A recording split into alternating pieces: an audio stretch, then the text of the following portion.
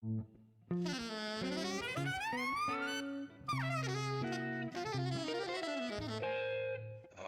Jazz.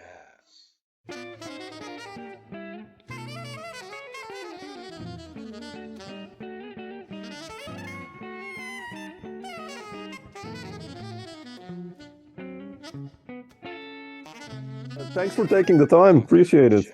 Oh, my pleasure. I followed your music for quite a long time already, and since I think Taxidermy came out, I bought a CD actually from CIMP, and Taxidermy. Wow, that was the first one. yeah, and I I'm love honored. Drew and Kenny, and all those guys, and Mike, and I was like, shit, what is this? Yeah, And yeah. that's a beautiful record, yeah. But I'll just jump in. And speaking of your records, I wanted to ask you about the last one you did with Jacob Sachs and Michael Serene, Yes. Refuge. And it's such a beautiful record. And can you explain a little bit the story behind it? I mean, especially, first of all, I would like to ask you about your writing, because I mean, I've loved your compositions, since the first one and this one also. And how do you start? Where do you start? How do you do it? It reminds me a little bit of Monk somehow. I don't know why, but I don't know. What's the Sure. story Well, behind it? Monk is a big inspiration. Um, to me, the most important, I mean, when I listen to music, all I really want to hear is someone with an interesting voice tell a story, you know. And I've been writing for a while, and so I've been trying to develop my voice. And really, my goal is just to kind of create some kind of universe, and my own kind of personal weird universe. And like a novel or a movie or something. And it's important to me to have side people who understand how to live in that universe and be themselves in that universe. Yeah. And that's my approach to being a side person, whether it's with the Jazz Passengers or Bruce Springsteen or whoever, is to sort of be a character actor, but really understand the universe that I'm working in. But as far as my own music, yeah, Monk is certainly a big influence. And sorry, I'll Oh get to yeah. that. I'm certainly writing and existing in the jazz tradition, but trying to create a personal universe Yeah. within that tradition, and something that reflects my voice as you know, through what I've lived with. I'm like a contemporary middle-aged New York Jew. That's And it's from the jazz tradition, but it's something that is, I think, I try to be a contemporary artist, and just it's about who I am, but just as something personal, but from within the jazz tradition. As far as to the process of how I write, I always start writing on the violin. And okay. and I kind of, usually that first idea or first theme will stem out of something from improvisation. And I'll sort of rework it, refine it until it's a real first theme, and I kind of will see where it goes from there.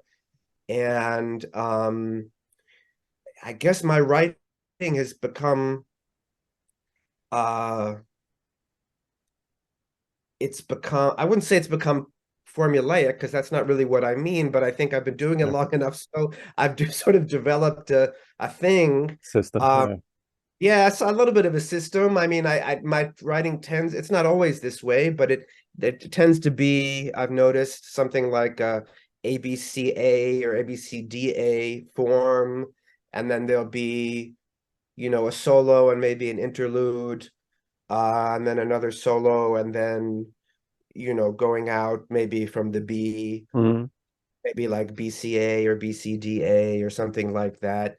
And it's not always like that, but you know, I change it sometimes, but I think it's okay to develop a personal style.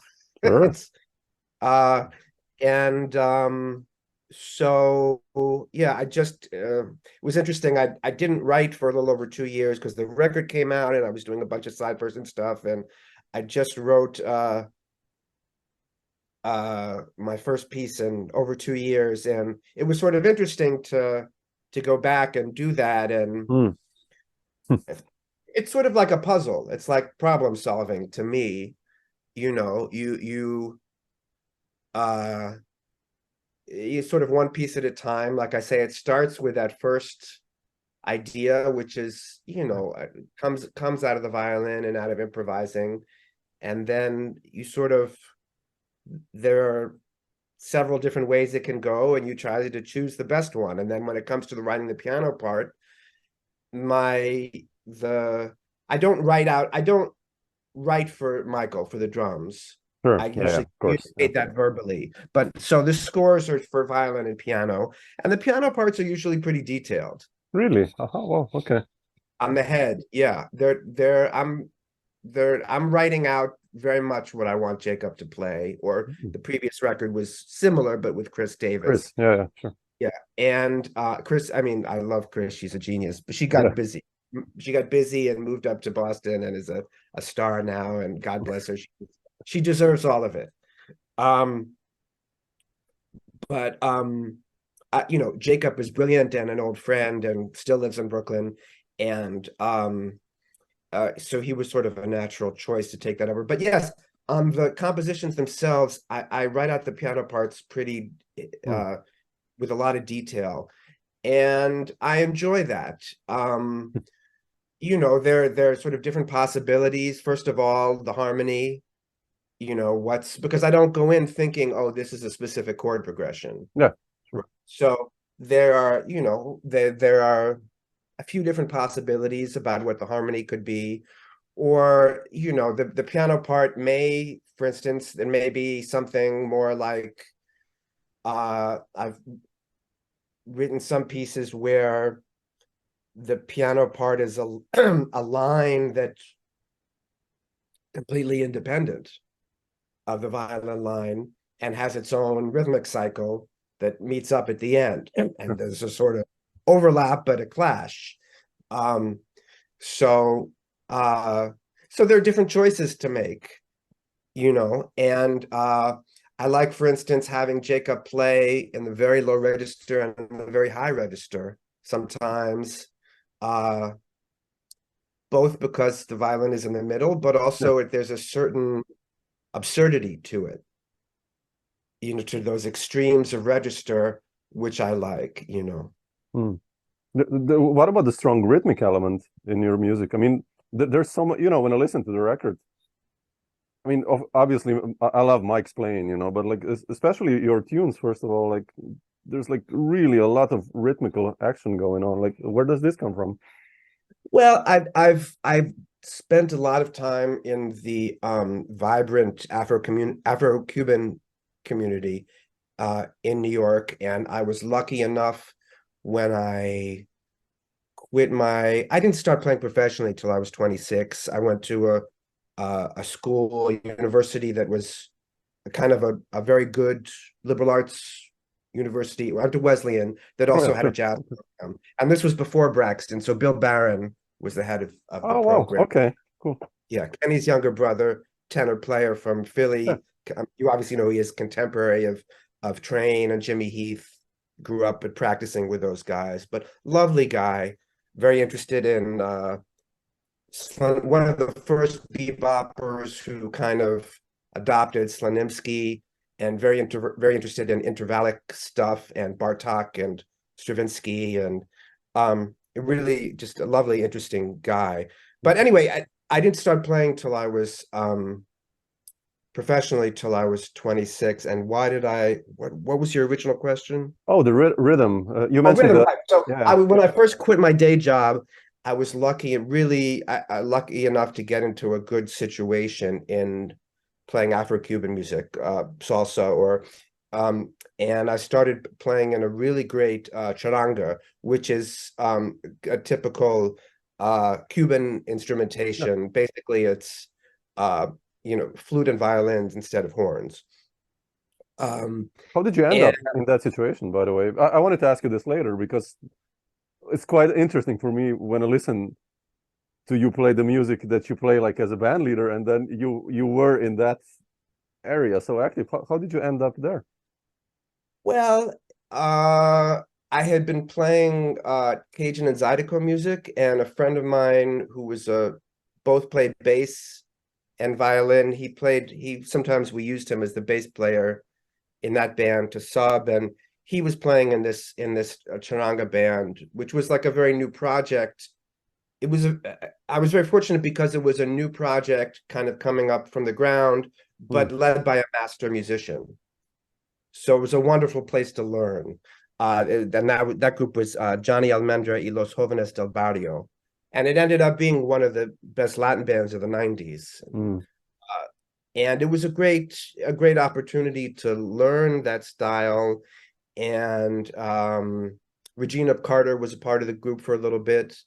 And growing up in New York City, New York is a very much as Lenny Bruce said, it's a Jewish city, but it's also very much a Latino city. First the Cubans and then the Puerto Ricans and eventually the Dominicans and the Mexicans. But I was born in 1968, so growing up in the 70s and 80s on the Upper West Side, this music was everywhere. And just, blasting from the radios, or I used to hang out in junior high school in Central Park a lot, and they had the rumba, traditional rumba circle. So it was just sort of around. So it's something I had been listening to for a while. So it was on my radar, and I had records, and then because I have something of a background in academic ethnomusicology. Somebody I knew who ran a publishing company asked me if I wanted to write a book on Sure. Yeah, I saw that. Yeah. violin tradition. So I said, sure, why not? I mean, I had no idea where it might bring me, or it wasn't really about that, but he gave me a lot of freedom to write it the way I wanted to write it. So it was it's sort of half instructional book and half academic book. There's a lot more historical and cultural context than in your average instructional book. And it was actually cool for me because one of the points I was trying to make is that it was really important to understand the history to know how to play it. And that really affected one's approach to playing. And that's something that I feel about playing in general. Sure, yeah. But it was cool to have that freedom to do what I wanted and write it the way I wanted, because I was able to make that point, which is what I wanted to do. So yeah, that explains the rhythm then, yeah, in your music, actually, sure. And I've done a lot of sort of New Orleans-based stuff. But to me, I like the format of, I love bass players, and I love the warmth, and I've had the opportunity to play with a lot of really wonderful bass players. Sure. But I enjoy this format of violin, piano, drums, because there's a lot of space, sonic space there. And the bass takes up a lot of sonic space. At the violin, it has a different texture than a horn. It doesn't kind of cut through sonically the way a horn does, like through or over, or whatever adjective you want to use, a rhythm section. So we all have good time. We don't need to lean on the bass player for the time or for the changes, or so it's a more of a chamber thing. and then the drums kind of connect it back to the African American tradition. Yeah. So yeah, to me, rhythm is the third element of that conversation. And so it's, it's such a powerful variable Yeah. and Yeah. it's a powerful tool to use. So it's something I think about in writing for sure. And I love having Mike in the band. Again, New York is an embarrassment of riches in terms of whom one might choose to play in Exactly. a, Yeah. Yeah. we're all just spoiled. So everybody has their own skill set, but one thing Mike is really great at is his sense of orchestration. How he thinks about different sections and just how he thinks about the drum kit sonically. And to me, that's really important as well in just thinking about what the drums are adding to the conversation. Yeah. Especially in this context. I mean, without a bass, I think it's so important that, and the way he plays it, he's perfect for that. Yeah. Yeah, well, it's something that a lot of drummers don't, it's not their first priority, or yeah, absolutely. they're not utilizing it as much as they could. And the universe of sound it's such a vast universe, and I'm not sure jazz musicians in general think about it as much as they could, and, avant-garde classical musicians think about it a lot. Rock musicians think about it a lot. I mean, if you talk to your average rock keyboard player, the amount of time they spend thinking about sounds. Yeah, exactly. Yeah. Universe is 200, 300 possible available sounds, including 50 different kinds of vintage keyboards and the difference between a Farfisa and a Hammond look, these days there are it seems like everybody and their mother are violinists or improvisers. Classically trained violinists are now improvisers, and most of them don't play changes. So they're utilizing a universe of sound, which is great. It's wonderful. There's the violin is a very expressive instrument. So, I happen to like harmony too.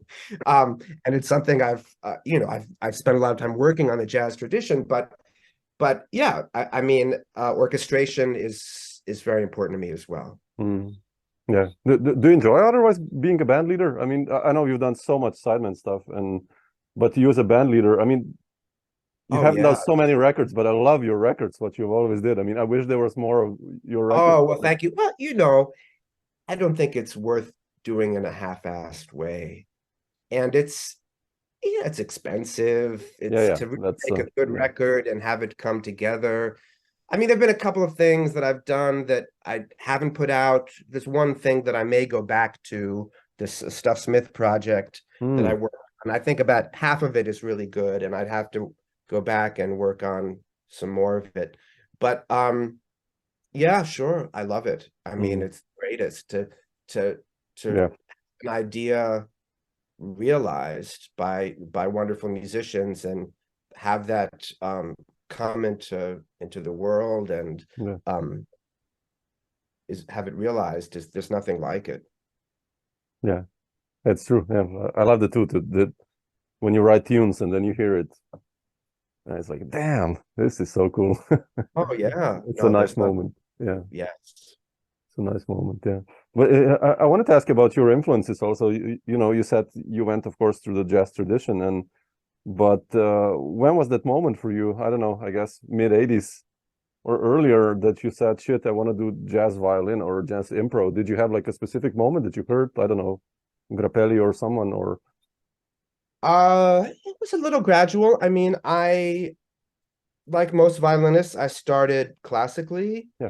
But New York is a sort of a funny place because I went to the three big conservatories in New York, Juilliard, Manhattan, and Mannes, all have these Saturday prep programs for, you know, for if you're in elementary or high school. And so I went to Manus Prep on Saturdays from the ages of 9 through 14. Okay. And so, you know, all in one day, you have your private lesson, you do chamber music, you do orchestra, you have theory, you have ear training. It's a big day. But and it's wonderful in many ways.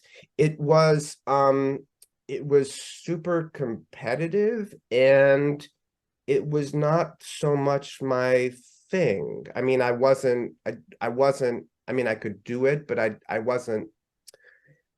got a little bored when I was 14, and I really just wanted to, at that age, I was starting to listen to you know, Jimi Hendrix and lots of other things, and I wanted to hang out with my friends and smoke pot and jam. Sure.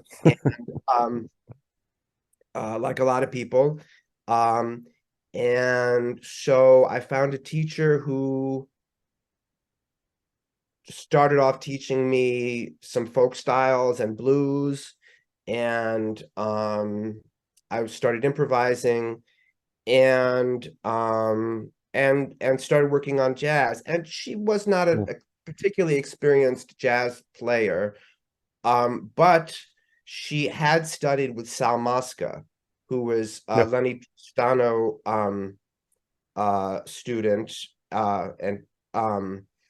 and protege.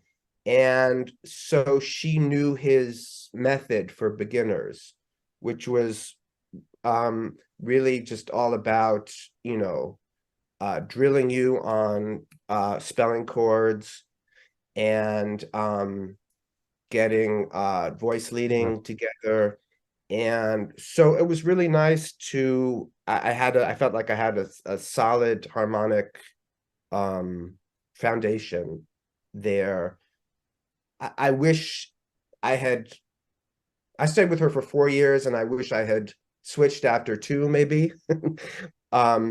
So I could have gotten more from other people at that point. But so Wesleyan, I started working with Bill Barron, and that was wonderful because he also really had a system. He had gone back and gotten his doctorate in the 70s at the UMass program where Max Roach was. And there were a number of people, Bill Cosby, Archie Shepp, who went and got doctorates there. He actually got an EDD, which is slightly simpler, and a slightly simpler doctorate. Yeah. But so Bill had a whole sort of system of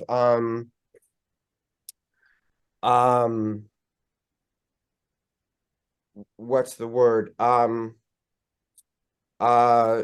Embellishments of chord tones and agitauras and thinking about things this way. And he was a very sort of systematic thinker.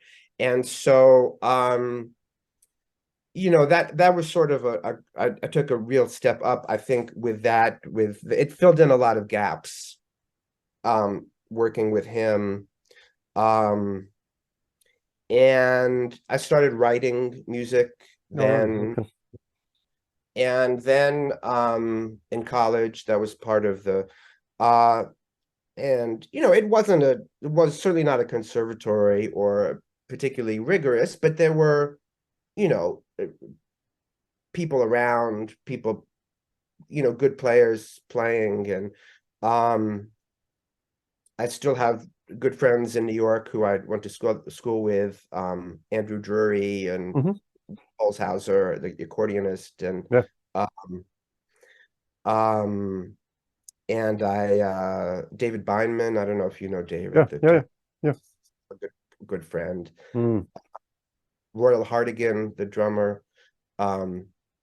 Anyway, so then I thought about a few different things after school. Different careers. I actually thought I was going to be an academic ethnomusicologist and get a doctorate. And because I was always very interested in anthropology. And then for about 8 months, I thought I'd be a lawyer. I realized that was a bad idea. I thought I'd be a psychologist.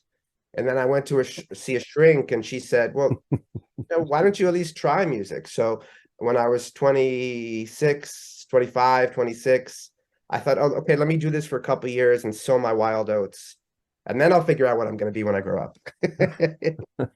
But New York was a wonderful place. I mean, it's still a wonderful place, but there's just so much going on. So, and at that point, there were not, the violin was not part of jazz education, really. Yeah. So now it is, and for better and worse. There are all these kids with, it's like the same as guitar and saxophone or whatever. There are all these kids with skills, very few who I think are artists or I know what you mean. define themselves that way. But at that point, there were very few violinists in town who could play changes. So there was work. I mean, I started practicing 4 or 5 hours a day, and I got into the Latin scene, and I co-led this group playing Cajun and Zydeco music, which is actually how I ended up playing with Bruce Springsteen. Yeah, we'll ask you about Bruce later. Right? That's, I think, must be a nice story. And I was doing a bunch of different jazz stuff, and eventually I started subbing with Vince Giordano's group, which is just a wonderful learning experience. I mean, that's probably the best band that plays music from 1925 to 1932 in the world. And I was playing, I got to play free jazz with great players, and eventually started playing with the Jazz Passengers, who were heroes. They were heroes of mine in college in the late 80s. How did you end in that one? Yeah, I mean, with Roy and those guys, like. Well, I started subbing for my friend Rob Thomas, who was in the band. That he was the second violinist in the band, sort of during the Debbie Harry years. And I started subbing, and then there was also another project Roy had, and so I started subbing, and then eventually it became my gig. But that was a thrill because, like I said, growing up in college in the 80s, they were heroes of mine, like them and Threadgill's Sextet. Oh, man. Yeah. I mean, maybe you're the same age as me, but at that era, some of Tim Burns' records at that point, these were my heroes, people who were in the tradition, but really stretching it, really had just profound, just unique, interesting voices as leaders, and just people who created just real whole universes. Yeah. In the jazz, and had, strong voices that had humor and were literary. And so, this was all exciting to me. So then to be able to play with my heroes, and they were so funny, Curtis and Roy and E.A., and just to sit there and while they did their shtick, it was a thrill. I mean, it's still wonderful, but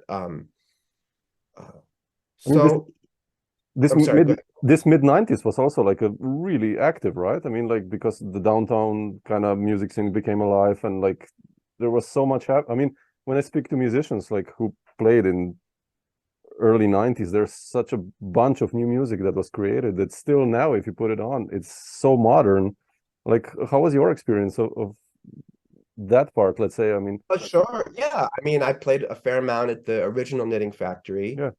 And it was a real scene, and it was a cool place. I mean, there was just, you look at the calendars from that time, and it's like, the Jazz Passengers, and then Julius Hemphill playing Dude and Zorn, and just all this incredible music. It was thrilling. I mean, like I said, in terms of my timeline, I didn't decide to do this seriously again until 93, 94. So I was excited. I had ideas. I knew what I liked. I don't know how good I was. I could play changes. I gradually have worked hard over the years to build my skill level. I think music as a skill, as a combination of creative intelligence and skills, that take a while to build and are based on building strong neural patterns, Yeah, And yeah, I've always had a bunch of the first, and the second I've developed over time, yeah. and we always, but as you know, this is it's a lifelong journey. It is. Yeah. But as far as the 90s, yeah, it was exciting, and it gradually became, the Knitting Factory then moved to Leonard Street, and it wasn't as cool, I mean, there was Yeah. still lots of great stuff, but the original thing just felt exciting because there was so much. The latter was more of a business, but the first thing was really part of a scene, and it was, again, in historical context, these things always have to do with economics and what's going on, and New York was sort of at a real turning point at that point. That couldn't have happened at another time because it was sort of, I think, the turning point, or a turning point for the city, in terms of, you have to, if you're a tourist and you go to New York now, it's easy to think this is always the way it's been. But, in the 70s, New York declared bankruptcy. Yeah. And there was a lot of crime. There was a lot of crime Place, yeah. up until the early 90s. There was the crack epidemic. And growing up on the Upper West Side, I was born in 68, so it didn't really start to gentrify until like 1978. But you would, like, Amsterdam was considered dangerous. Again, it sounds completely absurd. No, but it's sure. But Yeah. I was mugged 5 times between the ages of 9 and 14. So that would be 77 to 82. And I mean, I never got hurt, but I was little, but it was scary, Yeah. And it was just about racial tension, but the city was a much edgier place, and it had declared bankruptcy. And as these things go, it was also incredibly artistically vibrant because artists could afford to live there. Yeah. Right. And you talk to people like William Parker, and he talks about paying $50-$60 rent. Exactly. Yeah. And there was just a ton of stuff going on. I mean, I remember seeing, and these sort of art spaces, and I mean, they still exist to some extent, but it's a very different situation. I mean, I remember seeing Zorn at the Old Kitchen, like in 83, maybe, in high school, playing like clarinet mouthpieces into bowls of water, and some of his early stuff. And Verna Gillis had this place Soundscape, where she brought all this incredible music. I went once when I was in high school to see Don Cherry, and the cops raided it and shut it down, I guess because they didn't have a liquor license or something, but like in the middle of a solo, and the cops burst in, and, it was like one of those scenes in the movies from, like, what, the cops raiding a speakeasy or something, So New York was a very different place in the 70s and 80s. And then the 80s, it started to turn around. And so if you think of the Knitting Factory at that place on the original place on Houston Street, that was what, 87 to 94, something like that. That was right at the turning point of where the city started to become more successful and more gentrified. And so it's right at the cusp there. I think that explains some of it, but it was also, there was that scene. It was sort of the intersection of this sort of the free jazz scene, of the loft scene, right? Of Studio Rivby and all that stuff from the 70s, and the avant-garde classical scene, which had been taking place in lofts, and Arthur Russell and all that stuff, Tom Cora. And that, more white scene. And it was kind of the intersection of all that. So it was kind of exciting, you know. Yeah, that's amazing. Yeah, to be part of that, to see. I mean, to see that, to witness it. To see it, yeah. It's just incredible. Yeah. Like, but I mentioned taxidermy before. How did Right. that one happen? You becoming a Well, band that was leader and just, yeah, that was really just it was my first record and came out in 99. And like I said, I started playing professionally in 94, when I was 26. And I guess I had the confidence to just have my own band right away. And, you know, I had written in college um and let's see. Yeah, I mean, I fell into that instrumentation with I mean, sorry, the personnel fairly early, maybe hmm, 96, 97. wow. I mean, I started with some different folks, and it was a great honor that Drew and Mike were willing to play with me. I think they, you know, I don't think I was a great an incredible improviser or anything, but they liked my music. They Yeah. liked playing with each other, and I wasn't bad. I had good Come on. ideas, you know, it's all about ideas. Sure. Um, and I had been up to, that was on Bob Rush's Simp label, Yeah. and a lot of people were recording for it at the time. And I had met Bob through going up there with a drummer I played with named Aaron Alicia, who does a more kind of a free thing with pro scores. Hmm. And so yeah, Bob liked my playing, and I sent him a demo tape. And the thing there is, you go, Jesus, it's like a 7-hour drive at the border of Canada in the middle of nowhere, and you play live. And he sets up a couple of mics, and so that was fun. Yeah. It's a And beautiful record. I so love the I mean, tunes also. oh, thank you. Yeah. Uh, and you know, a great bunch of guys, as you know. Yeah. Yeah. There's a beautiful that one for Bill. I love that one. Curve. Some other stuff. I listened to it today. Thank you.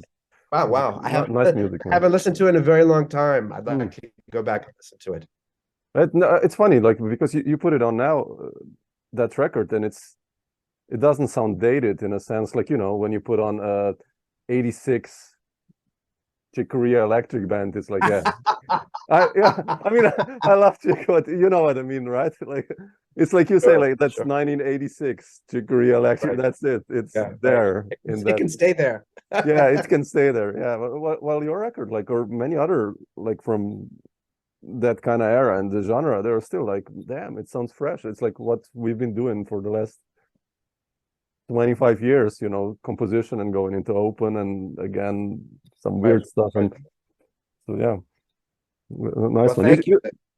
You should check it out again. So Yeah, I should. yeah, I have one copy of it, so okay, good. So something.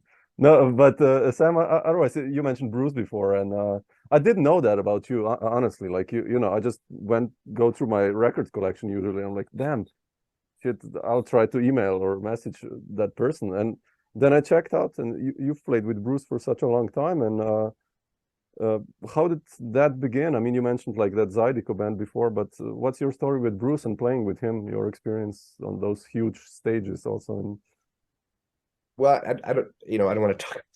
I could go on, but so I met him. It was one of those sort of funny stories. I had this band, um, with friends from college, including Will Holzhauser, that played Cajun and Zydeco music, and we played in a great New York club that doesn't exist anymore called the Louisiana Community Bar and Grill. We had a regular Sunday night gig there, and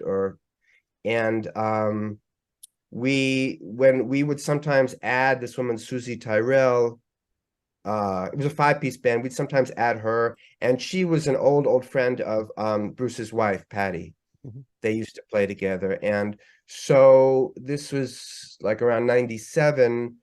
Um, Bruce's kids were young, and he used to have these big birthday parties that were like outdoor rodeo parties, because this was on his ranch in Colts Neck, and there'd be some rodeo stuff, and So Susie got us a gig playing there, Oh wow, and okay. this was 97, and so Bruce being Bruce got up to play. It started raining, so we went indoors into his barn, and Bruce got up to play with us, and he played with us for 3 hours. Oh man, wow, You that's know, quite John cool. Bon Jovi got up, and Fred Schneider from the B-52s, and That's one of the amazing, man. great New York stories.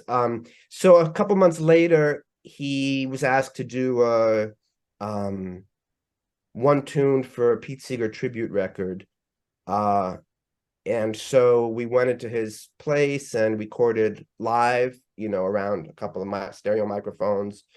And I think the horns were in another room, and we recorded 5 tunes and he used one, and then we did his parties again in 98, 99, 2000, and then 9/11 happened. His birthday's in September, and then 9/11 happened, so that party was put off, and then we didn't hear anything from him.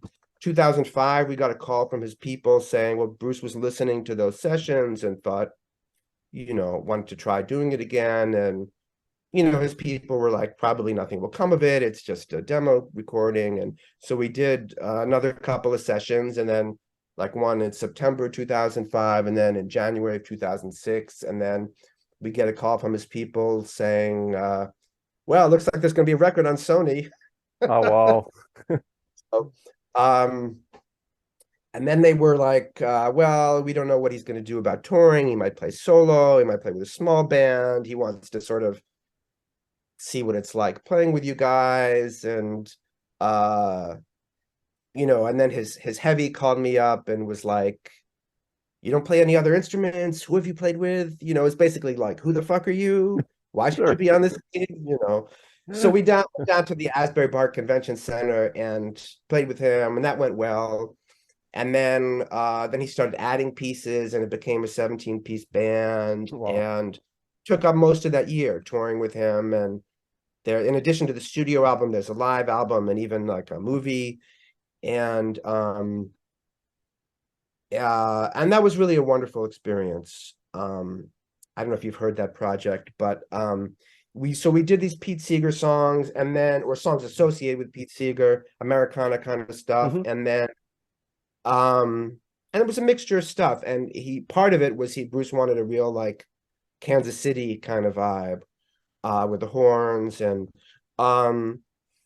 then he started rearranging some of his own back catalog, and not so much the East Street War Horses, but more like we did Half of Nebraska, which was Oh fun man, because that's my that's favorite record. that's one of my favorite records, man. Yeah, Atlantic City, and That's oh a man, record that, whether you yeah, like him or you don't like it, yeah, him, you have to give yeah, it up because that's just a wonderful yeah. singer-songwriter record, That's a And very stuff from his first 2 records that's kind of more jazzy and open. And he was really wonderful to work with because I think he's a lovely guy, and he's interested in all the musicians that he plays with, mm, all his side musicians, for 2 reasons. Both because I think he's just he has very high emotional intelligence, and he's just curious, but he also, of all of his skill sets, the thing that he does, I think, the best is performance. And he's yeah, put a lot of thought and energy, and in terms of performance, he thinks like a jazz musician, and he wants things to be spontaneous. He wants them to be different every night, but he was interested in finding out who everybody was as an individual so he could bring that out as part of the performance. yeah. Wow. So on a given night, I might have like 8 solos, Really? Oh wow, and man.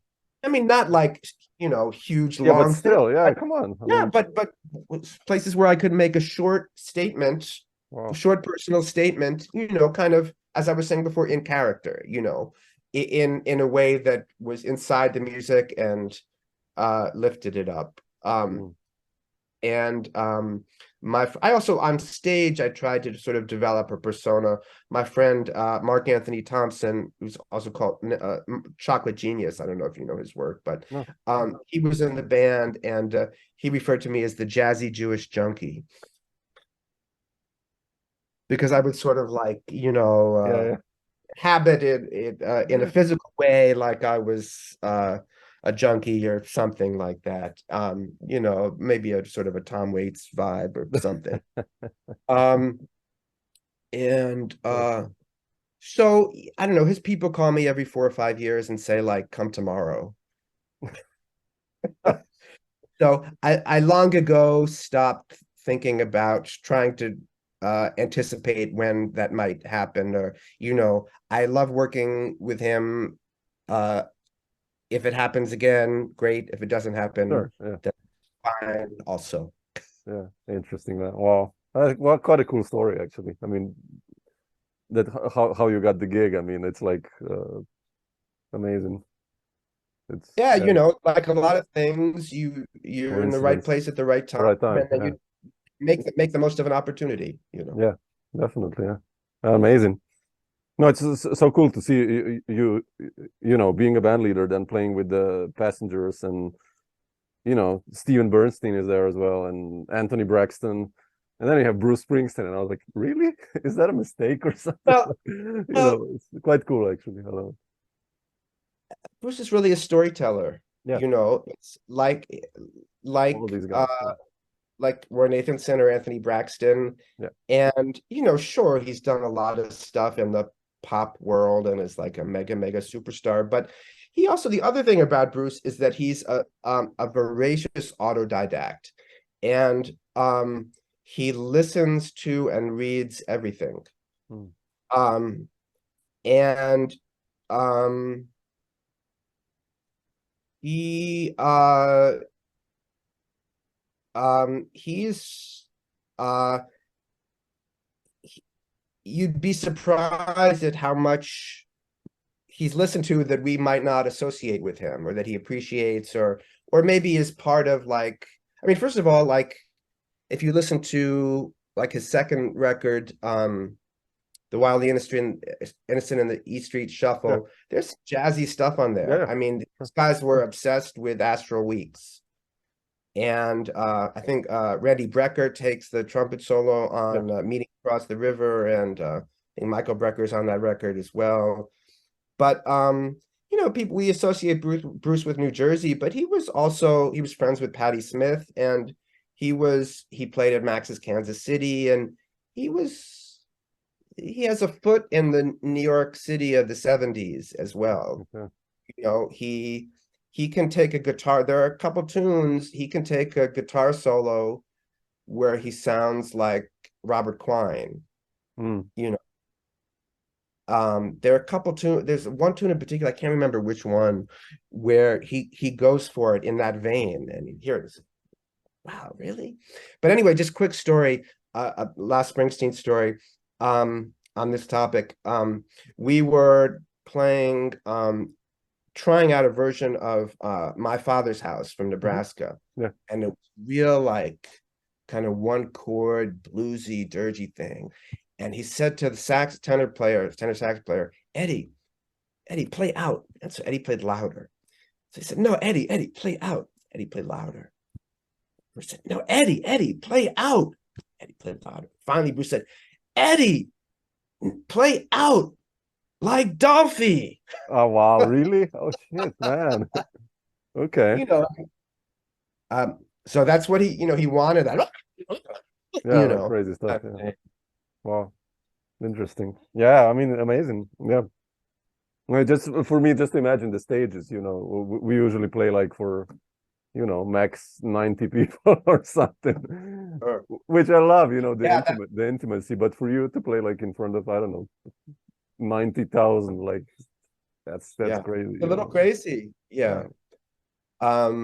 Our first gig was at the New Orleans Jazz Fest. Our very Mm, first gig, and that was in front of 80,000 people. Christ, that's And the show started with my feature, which was "Oh Mary, Oh Mary, Oh Mary, Don't You Weep for Me." And so the piano has a little intro, and then I play solo in front of wow. 80,000. Exactly. Yeah. Oh. Yeah, that's crazy stuff, man. But beautiful that you got to experience that. I mean, that's not a self-given, you know. It's like it's nice. Nice It was experience. fun. And, you know, if you put it in the context of telling stories Yeah, and yeah, inhabiting people's universes, and yeah. it's not really any different than playing with Roy Nathanson or Anthony Braxton or Yeah, true, actually. Yeah. Sam, otherwise not to take too much of your time, what's in your schedule? Are you planning to promote the last record, or are you planning to record also something new in next year? I saw you have a tour with Joe Fonda. I wanted to ask you, how did you end up in that quartet, by the way? But like, what are the plans for the upcoming months and weeks? sure. You know, with my own trio, I don't have a lot planned. We're not, I don't think, as far as like well, we don't have a lot planned. I have Firehouse 12 in New Haven, Okay. and we'll do something in New York in the spring. Um and I'll keep going, keep playing with that trio, and keep writing stuff. I don't envision a new record for a few years because I have to write the material, and I'm not in a rush, Yeah, you yeah, know, absolutely. Yeah. takes money, and there's no rush. The next recording that's coming out is this string quartet. The Hemphill String Tet Oh shit, yeah, I with saw you played a gig, yeah, with that in August or something, yeah. well, we've done 5 or 6 gigs, but we Yeah. recorded. We made a record in Wow. October, and uh haven't heard waiting for, you know, edits and mixes of that. But that's a group that I'm excited about. That's with Tamika Reed on cello, and Curtis Stewart, Bob's son, on violin, and Stephanie Griffin on viola. Wow. And our repertoire so far is, there's this the Kronos String Quartet commissioned Julius to write a string quartet called Mingus Gold, which is sort of a suite of his interpretations of three Mingus pieces. Okay. Well, That's sort of a real kind of classical string quartet. It's like a 22-minute piece or something like that. And then Marty Ehrlich, Marty is in charge of Julius's archive at NYU. And Marty has been publishing the World Saxophone Quartets, that pieces that Julius wrote. And he realized if he pressed a button in Sibelius and changed the key, that it would fit perfectly for string quartet. So he's now published 3 volumes for string quartet. So he was in my ear about playing them. And at the same time that Peter Margasak was talking to Tamika about playing that Mingus Gold piece. And so Tamika and I started talking and made that. So she got us the first couple of gigs. beautiful. We played at a festival in Chicago, and then Peter, who's in Berlin, helped get us a gig at the Berlin Jazz Festival, and we did a few more gigs, and then so we recorded. And I'm really excited about that. That's a wonderful project. For me, I mean, I adore Julius's music. He's one of my heroes.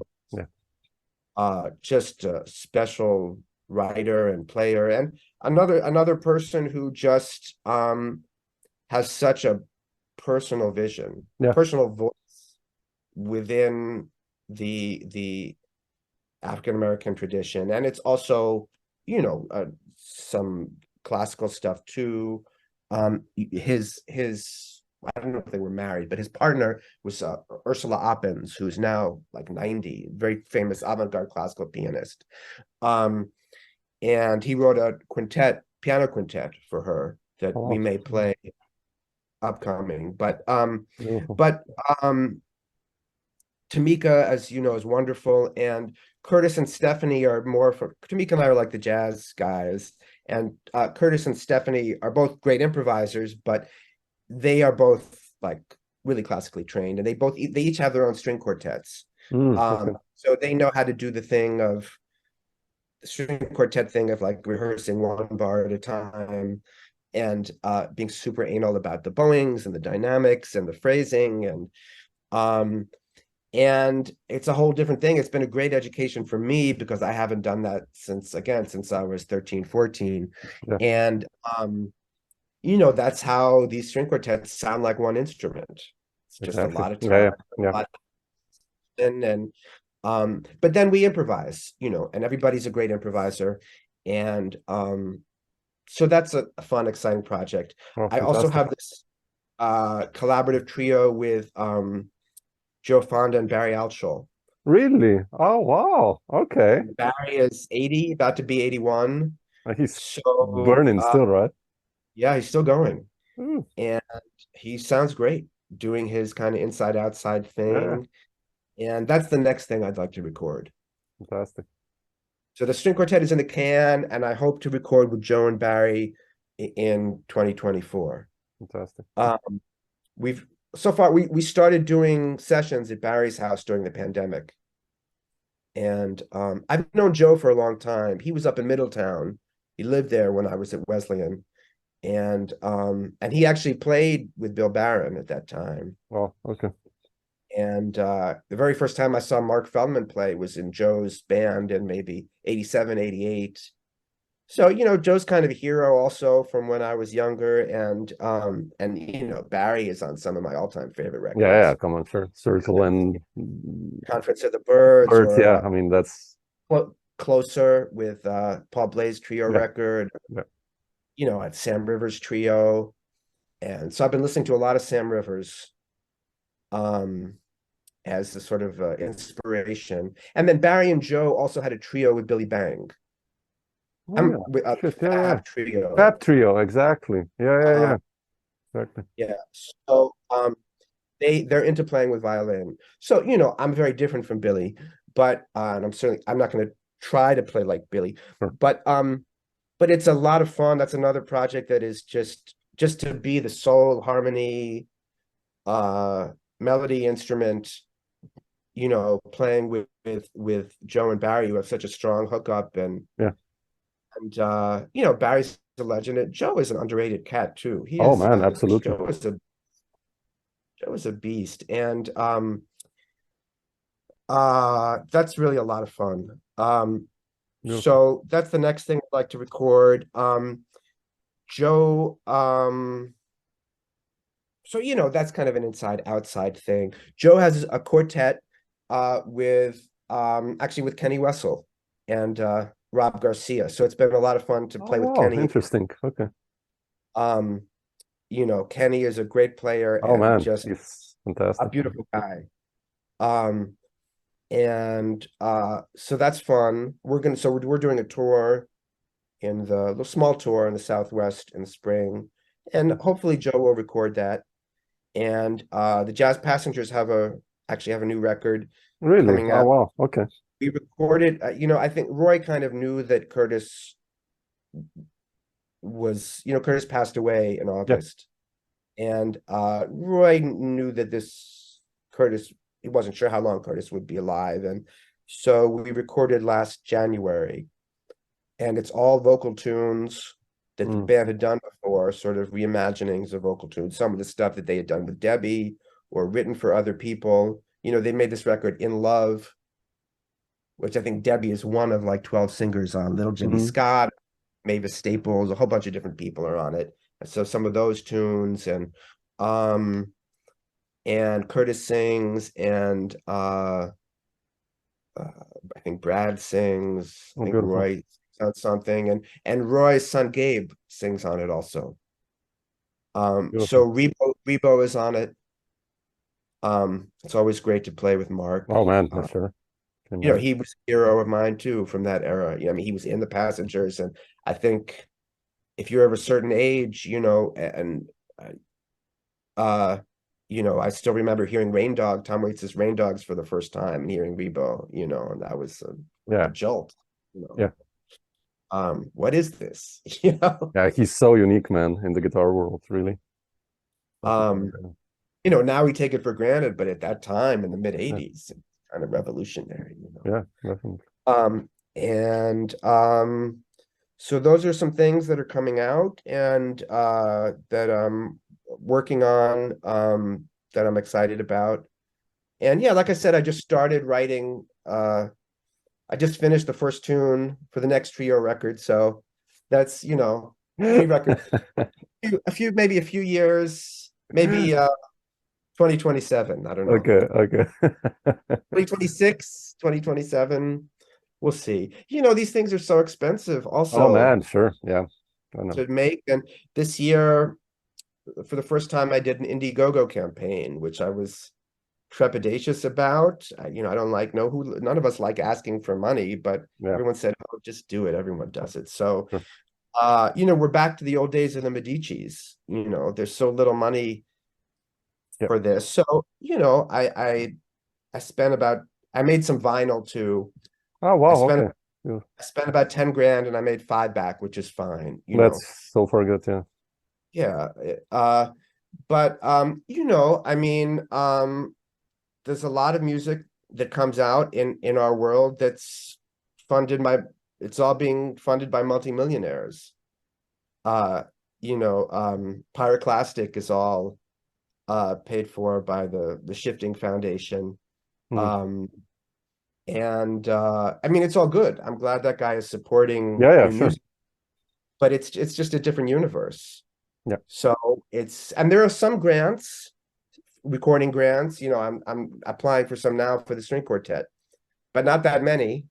And it's so you have to think about that too when you're making It's a record. harsh, yeah, sure. Because it's Definitely. you're not going to make, no matter how popular it is, you're not going to make that money back on Bandcamp.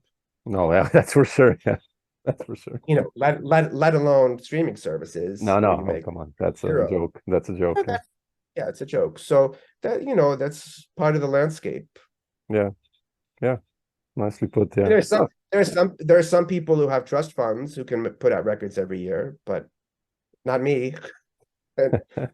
Not most of us, Yeah. No, but beautiful. I mean, nice to hear that you're so busy and doing all these different projects. It's beautiful. But many new records coming out with you, so it's not nice. Looking forward to this. I'll try to find them.